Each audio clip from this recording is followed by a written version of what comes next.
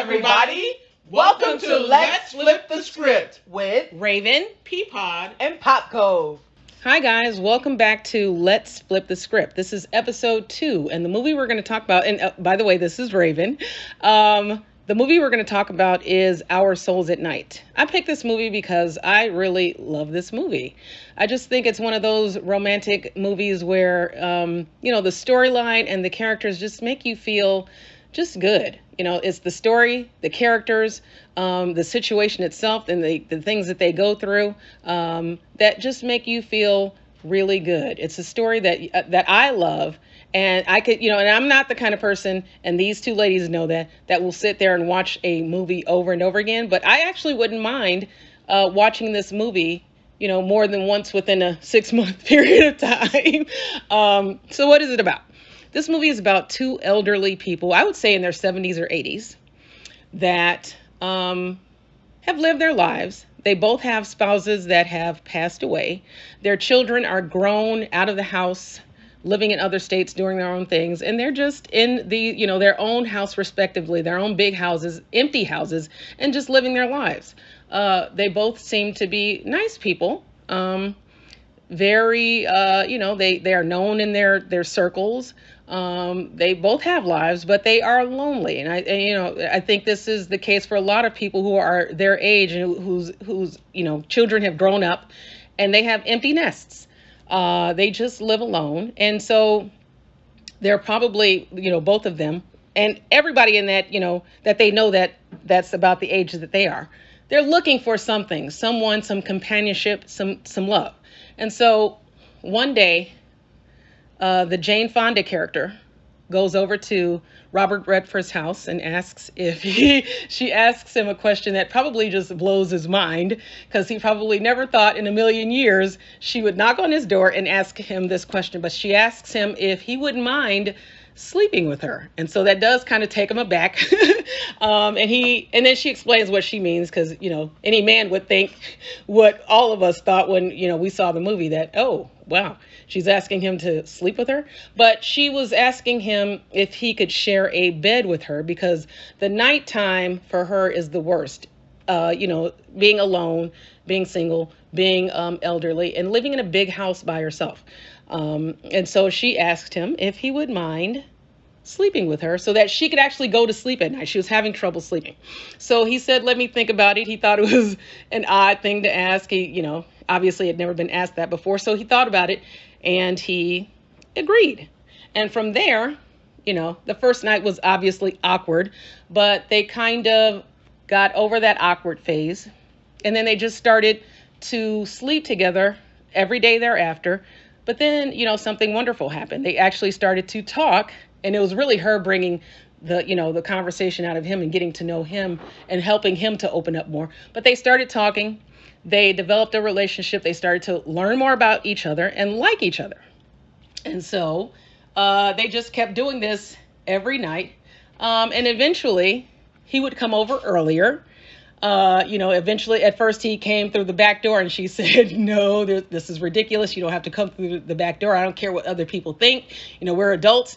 Come through the front door. So he tried to come through the back door and she locked it and forced him to come through the front door. And so, that kind of helped him understand that she didn't care what other people thought. So they, again, like I said, developed a relationship over time where they learned more and more about each other. They got to know each other. They got to like each other. And as their relationship progressed, here comes a, I don't know what you want to call it. What would you guys call it? Like her son. A stumbling block. Yeah, I'd say a stumbling block. Her son, Jane Fonda's son, just shows up out of nowhere. I don't think she had even heard from him during the entire time that she was forming a relationship with the Robert Redford character. So he comes, he knocks on the door, and he brings his son with him, her grandson. And he says, that, he and the kid's mother have been having problems, and he needs her, to keep him for the summer. So he just out of nowhere brings his son. And of course, this being her grandson, she agrees. And so she takes him in for the summer. And, you would think it would be awkward for Robert Redford and her and that their relationship would stop, but it actually grew stronger because they became like this beautiful little family. And he would do things with the boy. He'd teach him things. They taught him to stop, staying on the phone 24/7 like most kids do, and just learn how to appreciate the things around you. And so they all did things together. They went camping. They did all these things together as a quote unquote family. And they did this for a while. And then before long, the son comes back into the picture, notices that she's been hanging out with this guy, with her son, and he immediately disapproves. And he's asking her why. You know what he did. You know what he did to his wife and blah, blah, blah. So, he right away, you can tell that he doesn't like the fact that she is with this guy. He expresses that, but he can't do anything about it. But he doesn't like the fact that she's with him based on, the relationship that he had with the things that he did to his former wife and the relationship that he had with her. But anyway, they continue with their relationship, and eventually, like I said, he comes back, the son, and he decides to take his son back home with him. The son doesn't want to go, but they can't force the son to keep him with them. So he takes his son, goes back to where they live, and they resume their relationship. And then one day, and like I said, they grow stronger and stronger. And keep in mind, up until this point, their relationship had been completely platonic. That changes one night where when they go to a town, I believe, or some hotel, or they go on an excursion where they have to stay overnight. And they do, so to speak. And then I think that's when she sort of forms a closer bond to him after that happens. And it just, like I said, it seems to me like their relationship is growing stronger and stronger, and that they really have this great connection and bond. Out of nowhere, she gets a call from her grandson, that he's alone, and he's scared, and he needs her to come right away to where he is. So she does that.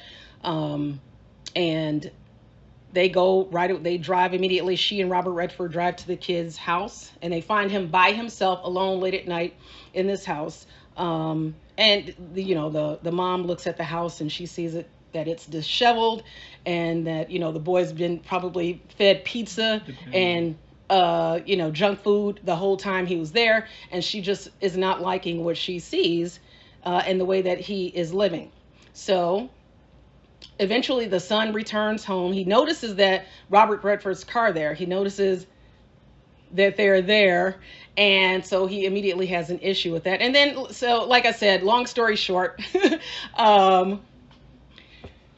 how would you flip this? Well, I was going to get to that. So long story short, she ends up leaving Robert Redford because her son, guilts her into going back to live with him to help him take care of her son.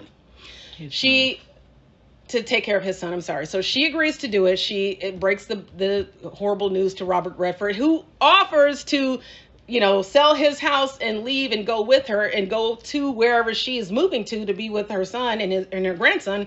But she says, no, this is my family. This is something I have to do. And so she leaves him, and he is back where he started, being alone, eating alone, and just living this life in this big old house alone. And the way the story ends at the end is that, she gets a gift from him in the end, which is a train set and a phone. And she eventually calls him, and then they start up their relationship over the phone. And that's how the story ends. So I love this story. Like I said, I just really think it's a beautiful story about elderly people, which I actually like watching stories about elderly people, believe it or not, and how they found love after, being alone for so long. The thing that I did not like and would have changed about this movie is how she just flat out refused to allow Robert Redford to sell his house, and if not live with them, just go to the same town so that at least they could see each other, even if she couldn't have the same sleeping arrangement with him that she did when she was living where she was living. So that's like, to me, I would love to have seen the movie in that way, where, she wouldn't allow her son to, ruin her. I don't know if ruin is the right word, but, she allows him to take advantage of her and make her feel horrible about an incident like that. You'd have to watch the movie to see an incident that happened when the kid was little, and he's guilt tripping her over the incident that happened and making her feel bad because of all the, I guess, poor choices he made in his life as a result of that incident. And, you know, making her feel like she should feel obligated to help him out now because of what happened back then. Again, like I said, I think that she should have allowed Robert Redford to sell his house and move closer to her because they both have very deep feelings for each other. How do you guys feel? Well, first of all, what'd you think of the movie? I like the movie. Okay. But I hated, and I mean hated, the end of this movie. Like the last 15 to 20 minutes, I was like, no, this is where they needed to flip the script and somebody else write the ending of this movie. So what did you hate? Remember, be specific. Like, what are you talking about? Well, let me get to the beginning first. Okay. This relationship between Lewis and Addie, I smiled through the whole first half of this movie because they were so vulnerable, honest, and just willing to take a chance on something that regular people probably wouldn't even think to do because they were so lonely and, well, more her, she was willing to put herself out there on a limb and see would he even go for this idea. I love that. I was smiling. Everything that, like, the interactions between them, it just made me happy just to see people that age taking a chance. And it's basically like starting over. Like they were teenagers getting to know each other, but yet they're older adults. It was brilliant. I thought that part of the movie. Okay, can I stop you real quick? Can I interject something? And I want to ask this of both of you, but do you think that's something you would have done if you were 70 or 80? After seeing this movie, yes. Okay. No? Wow. Okay. But go ahead. I just wanted to know what you. Yes, I mean, I was thinking as I was watching it, why don't people our age do that now? Like, if you don't want to have a sexual relationship with somebody, but you need companionship, and you don't want to be lonely, and you want to have an intimate relationship, but not sexual. Why wouldn't you try that? You know, people would say it's an alternative lifestyle or whatever, but why wouldn't you try that if you didn't want to have sex, but you still want the intimacy and the closeness, vulnerability of having a close relationship with somebody? I was like, wow, I should do this now, is what I was thinking, you know? But I loved their relationship. Yeah. And I love that he was willing to just take a chance and go along with it after she asked. You know, most people would be like, this is weird. No, I'm not doing this. Especially older people like that are set in their ways, right? Right. And I love that part when he kept coming to the back door. Looking around as he was walking. She closed the curtain, locked the door, and was like, nope, I don't care what the neighbors think. You better come around and come through that front door. And then when he walked around, he saw some neighbors right there looking at him, and he couldn't do anything about it. He had to go through the front door. Yeah, I loved it. It did. It made me smile, like watching every interaction between them. You know, even when her friend was getting jealous because of the relationship, and I love when she was like looking at her and like, well, have you done it? Are you guys doing anything? And she was like, no, it's nothing like that. And then she was like, well, what the hell are you waiting for? Right. That's like, because I was thinking the same thing. I was like, lady, after the first night, you should have been like, let's go. And in fact, that's what I thought he was going to ask. Because I think that second night that he came over to sleep, he was like, I had another idea, but she was already sleeping. Remember? I didn't think I don't know. I thought that was what he was going to ask, like for the future, like maybe let's start this, but it was good that he didn't that he didn't ask it. But I wrote a lot of notes about this. I loved when the son interjected into her life, but when you said that he hadn't been in communication, I don't think that's right. I think he had been in communication because she knew about the problems he was having with his wife. But that was a while ago, I think, that she had just left the son and their child. This wasn't the first time. So she knew how that lady was, but I don't think that they had talked recently I don't think during the duration of her and Robert Redford's whatever you want, situationship. I don't think she had talked to her. No, I didn't. I mean, they didn't show him calling or anything like that. At least they did show Robert Redford's daughter call. Yeah, they did. So they didn't show her. So I'm just gonna assume based on that she hadn't talked to him at all during that period where she started that relationship. I wouldn't base that on that because she knew the grandson. They had you could see they had like I said, she knows so of him. You know of the daughter. She knows of her and how she is based on probably how she's been and since maybe the boy called her. Married her. Yeah, I think so. I don't know. You could tell that they had a relationship. Well, the grandchild may have, but not the son. Yeah, because he called her that night to say like, because she gave him her number. To calling his granny probably.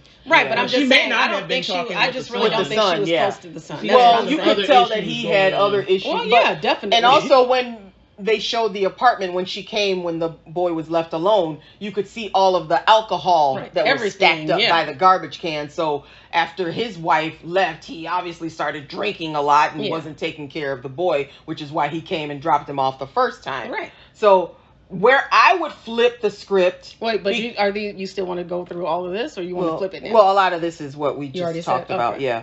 I feel like after that encounter, when she's when he comes to pick up the son and he sees him there, knowing him from the neighborhood because he grew up in the neighborhood. She said she was there for like 48 years. Yeah. So he knew what he had done to his family in the past, and he was like, now my mom is involved with this person. Like, what is she doing? Like, she's willing to build a relationship with this kind of person, but he felt she didn't have a relationship with me based on what happened when he was a child, which is why he guilted her about the son because, and I think he probably had good reason to feel the way he did because when a tragedy like that happens, you can't focus anymore. You can't even deal with the people around you, whether they're your children, your husband, She said everything changed for them. So the relationship imagine with the how husband. isolated he felt as a child. So now he feels like you owe me my childhood of being a mother to me, So he's like, the least you could do is take care of my son and help me, even though, she kept asking him, do you need money? Yeah. And he would say no. He was acting like he was insulted by that, like, no, Mom, I don't need money. Well, I don't think I didn't take it like that. I didn't take it that he was insulted. He was more looking like, money is not what I'm looking for from you is what I took it as. Like he wanted her to be in his life, like take care of him and his son, like be a mom is what he wanted.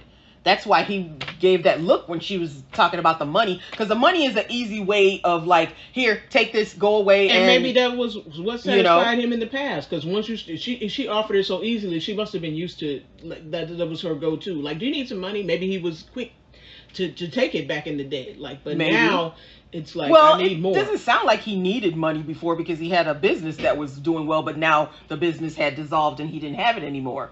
So maybe she thought, oh, this is a way I can help him and show him that I care. But sometimes money is not that way. That's not what people are looking for. Not the answer, So I think he wanted her motherly love, and he was jealous of her relationship with Lewis and his son. Yeah, he felt like that was you could see what that, I right? should have been having from you. What you're giving to my son is what I should have had. Because then he make a statement like, "Oh, you think you guys, you think you've created your own little family, So he felt like, wait a minute, I'm your child, not my son is not your child. You should be doing this stuff with me or for me.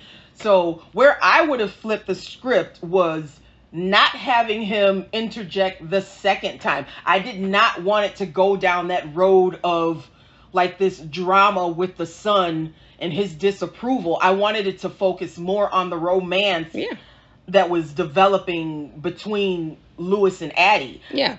I felt like that was the magic of that movie that made you light up, because I felt like I lit up just watching it. I was smiling. Literally, I was smiling through like the whole first half of the movie because it was so like delightful to see this refreshing and something different.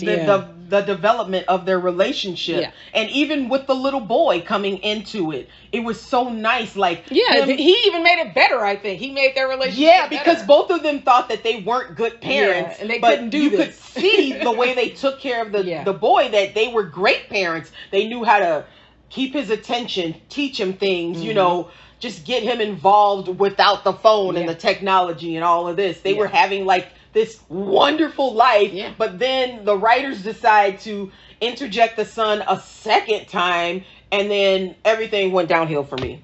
Well, I was like, I did not want the drama of that. I wanted it more to focus on their relationship. Even if the son came and took the son back, you know, I wanted it to develop more towards them getting together and maybe deciding that one of them would sell their house and the other one would move in with them. Then they could have maybe brought the son back in and show the dynamic between him. But the son hated him. Yeah, but they're grown adults. But you know, I think that's life. But they did show after he took the son away, they actually did. He said, "You want to do, you know, this." I don't know if that was when they went to that excursion, and then they actually did the do right after because he was like, "Let's take our mind off of this." So they did do things. Yeah, together. but that was one weekend. Yeah. It was like, and then once she fell and got hurt and was in the hospital, that messed up everything because the son had to come back in, and of course treated him horribly. Yeah.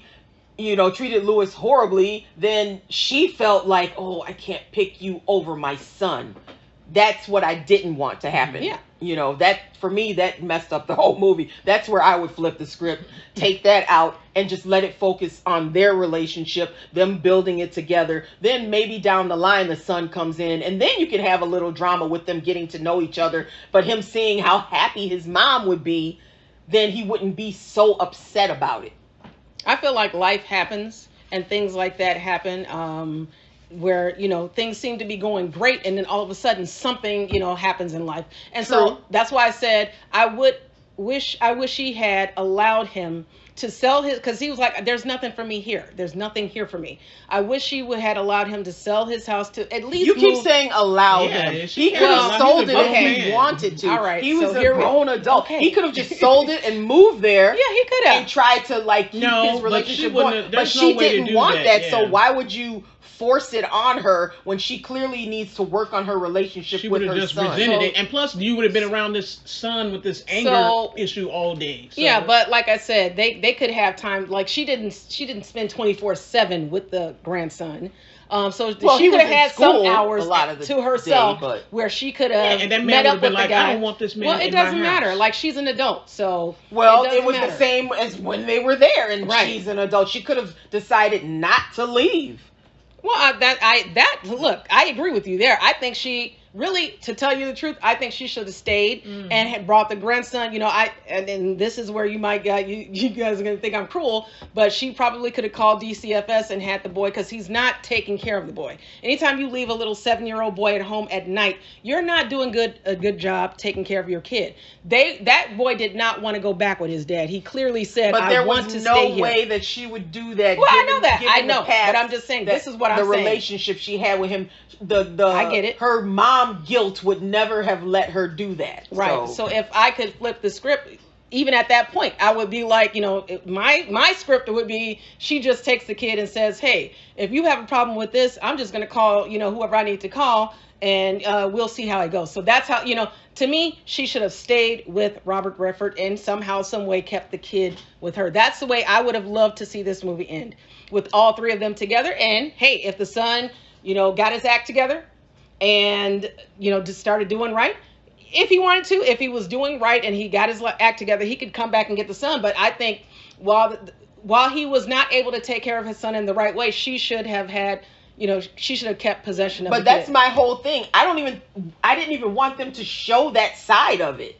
I didn't want to know anything else about the son. I just wanted them to focus the relationship between Addie and Lewis. Like, they could have, he dropped off the son for the summer, but then he came and picked him back up, you know, and that was it. They could have had visits, spring break, Christmas, you know. I didn't want them to focus on the son becoming a part of their relationship.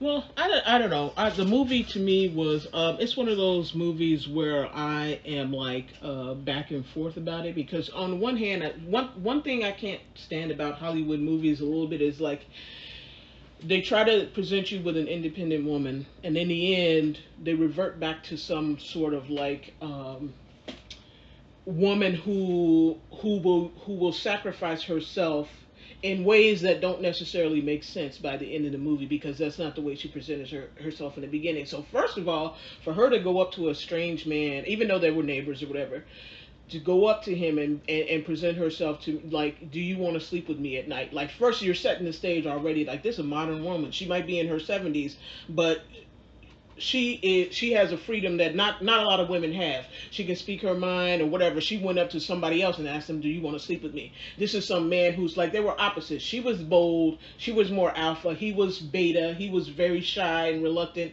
But then by the end of the movie, she falls back on these tropes of the martyr mother who has to sacrifice herself for her grown kids, who's been making his own decisions up until this point. But yet, when it comes to her happiness, she feels like, now she's been asserting her ideas and opinions all along, even when it came across to, like, this man wanted to come through the back door.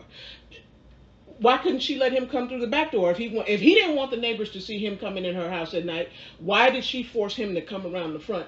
She didn't care, but he did. So it wasn't about what he thought, it was about what she thought. But all this time, so she's asserting her opinion, her womanness, her femininity, her alphaness. But when it comes to this son at the end, and her choosing herself to be happy, to live her life, to fall in love again, to have a second chance, a second chapter, she falls back on well, I gotta be a martyr. This is my family. I can't ask you to be happy. I can't ask me to be happy. I gotta go be with my son. I gotta go take care of him. When I'm thinking, like you guys, like, first of all, I'm not moving in with you. If you need somebody to come take care of your son, he was here happy all summer. Leave him here. You can go anywhere, do whatever you want. Leave the boy here. Why would I have to come move in with you? You know what I mean? And then why ask if the guy wants to move and sell his house? That's fine. Let him do it. He can do whatever he wants. Like, you don't tell him no. He was like asking her, even though you don't have to give him permission. You know, he's like, I'm willing to give it all up for you. I'm in love with you at this point. I want to be with you. And no, this is my family. This is my problem. Let me die on my own sword. You know what I mean? Let me risk my own happiness. So I have to be at home lonely again. And now I have to force you to be lonely again when I just gave you this second light of love. Like, I didn't even have to bother you with that. You were already lonely. Now he's even more lonely because this woman that he loved is now gone and she chose to leave him. You know what I mean? So it's like, that kind of thing, like, really makes me angry. Like, so, yeah, I think we all agree. I hate that she made that choice. I think she should not have allowed her son to guilt her into making that choice, because, again, the boy was thriving with her and him, and just because of the fact that he didn't like him and he felt like he was shorted in his childhood, she should not have allowed that to make her feel guilty enough to make that decision. Right. At some point, you're not a kid anymore. Right. I know you had trauma in your life. We all have. You need to find a way to deal with that trauma. But I think as much as I hated the whole second part when the son came back and interjected, because that's where I would cut and rewrite the whole second half of the movie, I understood her decision. Because you're a mom. All of that. Yes, being a mother. Right, if you have a child who feels like you weren't there for them, you didn't love them, that's how he felt. And when he was saying to her, you weren't there, like, she was like, I was there. Yeah, physically, mentally, emotionally, she was not there for that child. But so her coming to that realization, because she thought all along she was okay, right. She was a good mom. But when she heard it from his perspective, she looked back and realized he's right. Maybe if I had been there, all of these other things wouldn't have happened in his life. As a mom, she's probably thinking that. So that's why I said that's where the writers lost me, bringing him back in and going down this road of his story and his emotions and what's happening. But that didn't have to be the main part of the movie. That they could have written it completely different, which is how I would flip this. It did become the main part of the second half of the movie. It was like it was no longer about their relationship, but it was about her relationship with her son, which I don't want to see that. I wanted to continue being in my happy world and seeing them make this love connection. But that's what everybody wants, a happily ever after. Everybody wants a fairy tale, but life doesn't present you with a fairy tale. That doesn't mean that a movie can't be a fairy tale for you. It's a movie once in a while. First of all, the fairy tale was about these 70s septuagenarians, just living this life free, easy, moving it, you just don't. That's not the typical story of somebody that's true, which is why it was so delightful. But then you bring in this drama, like you said, the guilt of a mother. They had to like pound that into her, and then she loses her happiness all over again. But by choice. This is one thing that I may disagree with you on. You're saying like she was this martyr. No, in the beginning that she was this alpha woman. But I don't think so. She had been married for so many years with her own husband, and when he passed away, she was like seriously lonely. I don't think she was an alpha. Yeah, but I don't think she was ever just an alpha. She wanted to have this connection with somebody. Yeah, that doesn't mean you don't want a connection. Her alpha to me is in asserting herself above other people's when it fits her conveniently. So you can defy the town. You don't care about the chitter chatter. You don't care about people gossiping, even though he does. They're not her family. But still.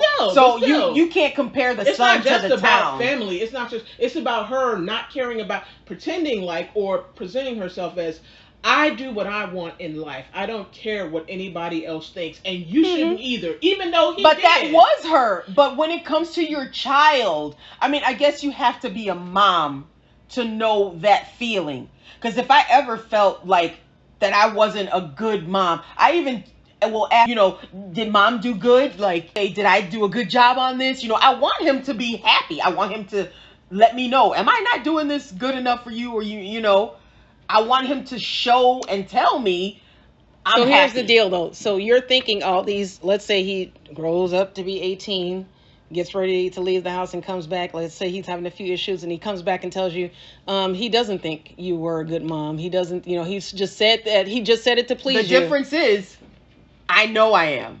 Because I work at maybe it. Jane Fonda knew it. She didn't. She even said it herself when she was telling Lewis the story. She said, I was gone. Well, yeah. I was completely not there. Everything changed, and I don't even know what was happening day to day.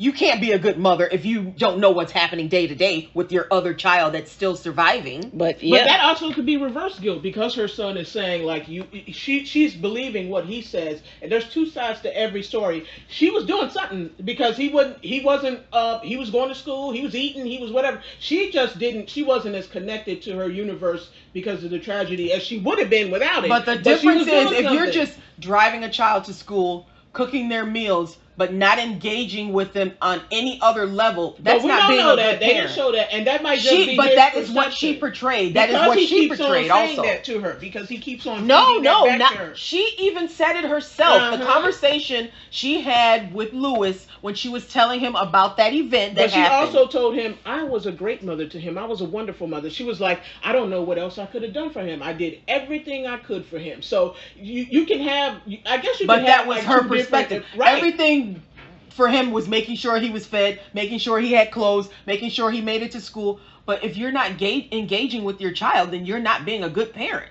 Well, you can't just act like a zombie and go through the motions. But you're dealing with layers of stuff too. So if you got tragedy in there as well, that's going to change the way you perceive things, especially the kid. Like if you had two kids and one of them died, of course, that's going to change the way you behave or move, think in the world. It's going to change your whole framework. But to a child, what does a child know about that? Nothing. That's his so to him, she was not being a good. She was not there for him. That doesn't mean it's right. It just means that's the way he's framed the world. But clearly, she felt like she didn't do what was necessary because in the end, she chose to feel the guilt and go and take care of him and his son. And that's what I didn't like, because I'm like, at the end, okay, you want to fall on your sword, but in the beginning, you're this independent woman who's like, I don't care what anybody thinks, but yet your son can guilt you into, even though you're telling this man, I was a great mom to him. I don't know what more I could have done for this boy or whatever. Like, but in the end, but I think she meant in her state of mind at that time, what more could she have done? And you can't do more than what you can do at the time. You cannot do. And more than I what would you just can say do. this though, whether she was attentive or not is beyond the point at this point, because he's a 40-year-old man, 40, right. Whatever she did. Hopefully, at some point in time, she apologized to him, and life goes on. And you have to be able to move on. And as a so, kid, as a him grown man, you can understand. Well, my sister died.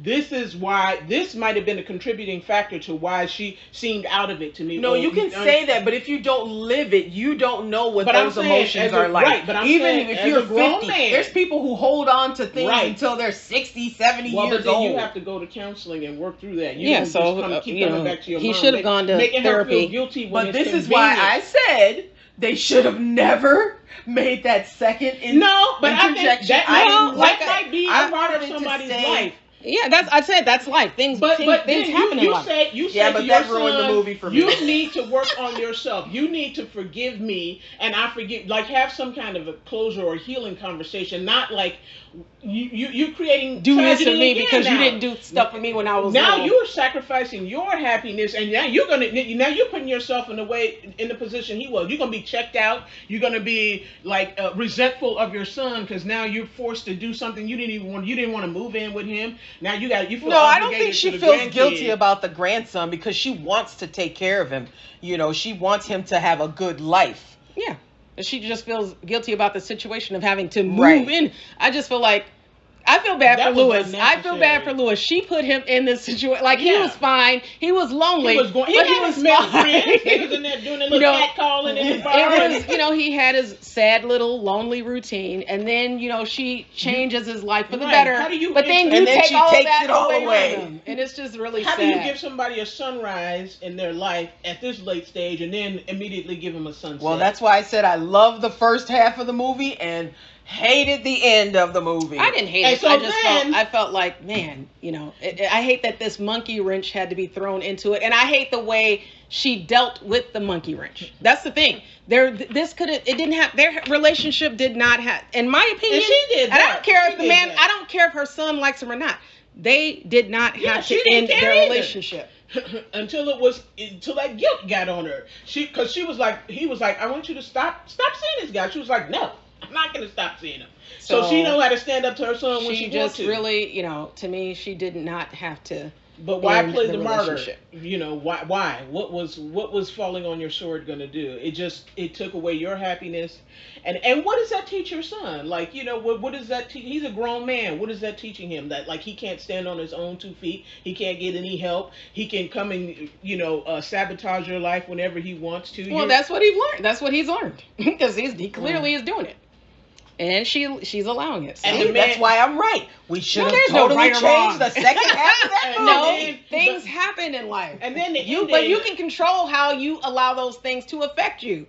And to me, that's the thing. She didn't handle the situation in the best way possible for her and Lewis. And the ending was trite, right? So they start off, and she goes, in the beginning when they first get together, she's like, okay, well, what do you want to talk about? The weather. Well, let's talk about the weather. What?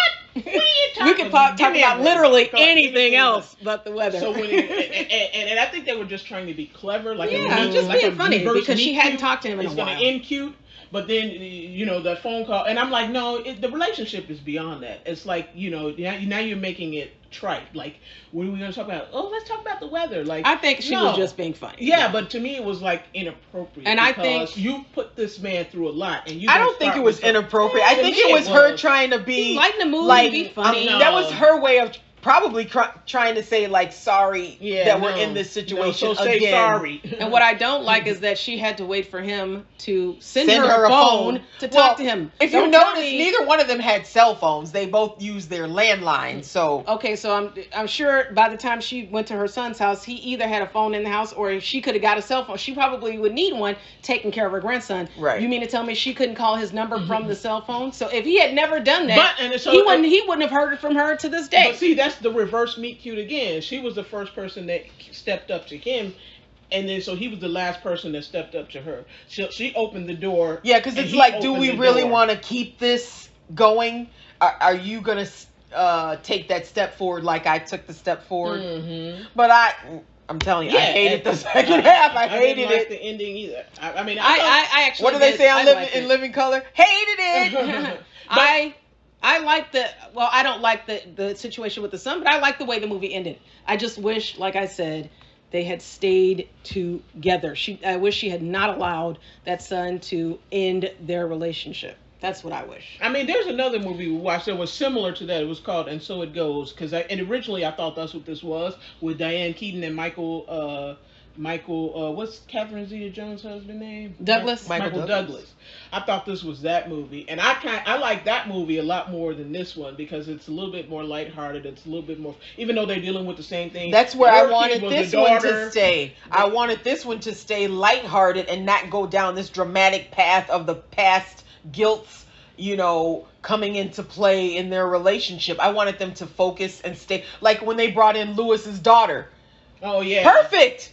She came, she met her, they liked each other. She said, I'm going to Europe, I'm going to travel around and see you later. And she even brought up during that conversation, because the lady was like, maybe I should go and let you guys. She could tell that the girl was bringing up stuff that happened between them that maybe she shouldn't hear at this point, but she said no. So they did, there were some issues that she addressed in that conversation that, again, they both dealt with together. It wasn't like they had to, and granted, the daughter was like, no, you don't have to leave. But I'm assuming Lewis would probably say the same thing. No, you don't have to leave. You can stay here because I want you to hear whatever it is. He didn't say anything. I know. I said if she hadn't said anything, he might have said, you know what, you can stay. Like she might have said, Dad, do you mind? And he might have. I think he would have said, no, I don't mind. She can stay because I want her to hear everything that And that's exactly how I wanted Addie's the son would have been like, no, get out. And that's right. Well, you saw the way he was at the hospital. He was like, this is for family only. Like, leave. And you saw the way Lewis was looking at him. Like he wanted to hit him, kill him or something. But that's the way I wanted the but that's totally two different child relationship to be inserted. And, so it ruined it for me when he came back the second time.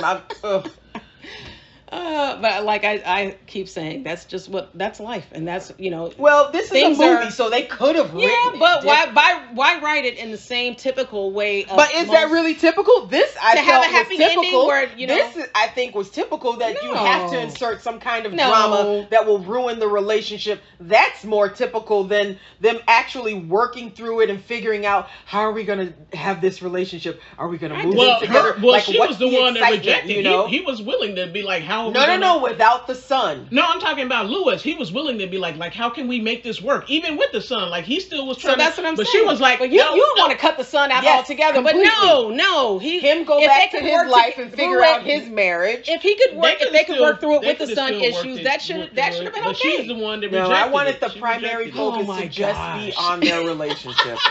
That's hilarious. It was, but yeah. All right, and so I think that's a wrap. Let us know what you think in the comments. Do you agree or disagree, or do you have any other... What would you change? What would you flip? Any other feelings or thoughts that we didn't bring up about this wonderful movie? And if you haven't seen it, please watch it. Comment down below what you think and let us know. Remember again, it's called Our Souls at Night, starring Jane Fonda and Robert Redford. Thank you, guys. We'll see you on the next one. Bye.